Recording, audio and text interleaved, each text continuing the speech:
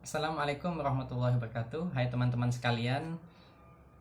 Pada edisi kali ini kita akan berbincang tentang buku karya Buya Hamka lagi. Judulnya Bohong di Dunia. Ya, ini baru saja saya tuntaskan membaca. Judulnya Bohong di Dunia. Saya punya dua dengan versi cover yang berbeda-beda. Teman-teman sekalian, saya akan mengulas membincang tentang buku Bohong di Dunia ini. Ada banyak sekali hal-hal yang menarik yang sudah saya tandai dan siap akan saya bagi dengan teman-teman semua tentang apa sih isi dari buku ini. Ya. Mungkin nanti akan agak panjang karena itu mungkin kita akan bedah dalam dua video yang berbeda ya. Tapi izinkan saya nanti akan mengulas beberapa hal yang mungkin menurut saya cukup menarik untuk kita diskusikan. Yang pertama, beliau mengupas dalam halaman ke-16 ya tentang bohong dan serba-serbi bentuk bohong itu ada seperti apa saja. Ya, yang beliau sebutkan di sini kurang lebih ada 4 ya. Seperti apa saja bohong itu. Nah, buku ini sangat menarik ya teman-teman sekalian karena mengupas dari banyak aspek tentang bohong itu, baik dari aspek psikologis maupun aspek agama ya. Yang pertama, berlebih-lebihan ketika memberitakan sesuatu. Sejengkal dijadikan sehasta, sehasta dijadikan sedepa. Kalau orang telah terbiasa begitu, maka selamanya tidak enak baginya kalau tidak melebih-lebihkan. Sehingga ini yang dikupas oleh Buya Hamka, bahwa ketika kita menyampaikan sesuatu kepada orang lain, ketika kita menyampaikan berita atau apapun, maka tidaklah dilebih-lebihkan, tidaklah ditambah-tambahi sehingga kemudian sesuatu yang awalnya itu mungkin bersifat fakta ya, tiba-tiba ketika kita tambah-tambahi itu bercampur antara fakta dan imajinasi kita, sehingga kemudian berita itu menjadi bukan lagi menjadi kenyataan, sesuatu kenyataan yang kita ungkapkan, tetapi sudah dibumbui dengan sesuatu yang sifatnya imajinatif atau fiksi. Kemudian yang kedua, mencampur adukkan yang benar dengan yang bohong, baik dalam perkataan ataupun dalam perbuatan. Ini kurang lebih sama dengan yang tadi ya. Jadi ada yang benar, tetapi banyak pula yang kita tambahi dengan kebohongan di dalamnya. Nah ini tetap juga disebut sebagai bohong, kata Buya Hamka. Jadi meskipun di situ persentase kebenarannya lebih banyak, katakanlah seperti itu, tapi ketika di dalamnya ada kebohongan, maka dia disebut bohong. Ini sama halnya seperti ketika kita berbicara atau mengulas tentang sebuah cerpen misalkan ya. Ketika sebuah cerpen ya, ketika sebuah karya di situ diangkat dari kisah nyata, tetapi banyak unsur fiktif di dalamnya, banyak unsur imajinatif di dalamnya, maka karya itu tetap disebut sebagai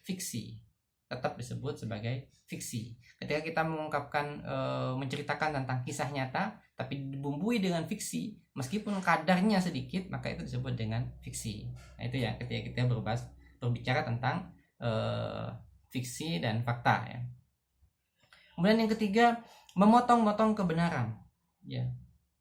Mengambil tidak secara utuh. Kalau di media biasanya disebut sebagai framing ya. Jadi kalau ada berita, seharusnya beritanya itu runut A B C D E F sampai Z, tapi kemudian kita penggal berita itu mana yang kira-kira menguntungkan, atau kita ambil yang menurut kita itu menguntungkan kita atau golongan kita, kemudian itu yang kita tampilkan, itu namanya framing. Ya, orang-orang yang melakukan framing ini tetap disebut sebagai orang yang berbohong, orang yang melakukan dusta. Coba bayangkan kalau misalkan ya ayat Al-Qur'an itu ayat Al-Qur'an itu kemudian dipenggal-penggal. Nah, bahaya, kacau jadinya ya. Fawailul musallin, maka celakalah orang-orang yang sholat misalkan. Itu tidak dilanjutkan. Nah, ini akan kacau ya, akan merusak. Oleh karena itu, sampaikanlah secara utuh. Jangan kemudian kita ambil yang menurut kita sesuai, kemudian kita tinggalkan yang tidak kita sesuai. Nah, ini berarti kita menyampaikan kebenaran tapi satu sisi kita menyembunyikan kebenaran. Nah, ini tidak boleh. Sampaikanlah harus secara utuh. Kemudian yang keempat, menyatakan dengan mulut sesuatu yang berlainan dengan hati kita. Nah, ini juga disinggung oleh Bu Yamka bahwa ini juga adalah sebuah kebohongan. Ini ada juga sebuah kebohongan. Maka sampaikanlah apa yang kita sampaikan dengan lisan itu yang sesuai dengan apa yang ada dalam hati kita. Ya, karena orang-orang munafik itu kan seperti itu.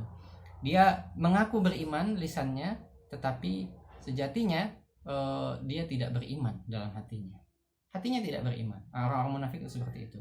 Maka janganlah sampai kita meniru karakter-karakter orang munafik. Ketika lisan kita mengucapkan A, maka pastikan bahwa hati kita juga sesuai dengan apa yang kita ucapkan itu. Maka itulah orang yang benar-benar jujur dengan apa yang dia ucapkan. Kemudian kita masuk pada pembahasan lainnya.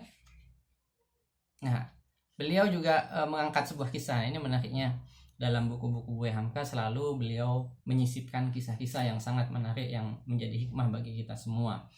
Salah satu kisah yang beliau sampaikan adalah tentang seseorang yang dulu pernah mengkritik Raja Faisal, ya. Dia membuat syair yang isinya adalah mengkritik raja.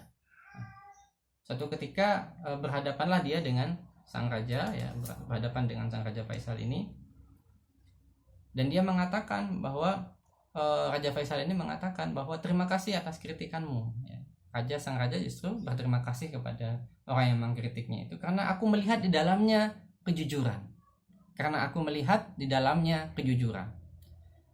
Asal maksudnya tetap baik, negara ini akan maju jika ada orang-orang yang seperti engkau. Justru dipuji, ya. Padahal mengkritik, justru dipuji karena menurut sang Raja Faisal bahwa dia jujur dengan hatinya dan mengungkapkan kebenaran apa yang sesuai dia ketahui, dia ketahui. Maka kata Raja Faisal, negara ini butuh orang-orang seperti kamu. Bayangkan, luar biasa ya kebijaksanaan beliau. Dan si penyair tadi mengatakan, sesungguhnya hamba menulis ini bukan karena kebencian, tapi karena kesetiaan hamba kepada negara ini. Jadi luar biasa bahwa ternyata kejujuran ini seharusnya memang dihargai, ya. Betapapun mungkin terasa pahit bagi kita yang mendengarnya. Jadi ketika ada orang yang mengkritik, maka dengarkanlah apa yang dikritik orang itu.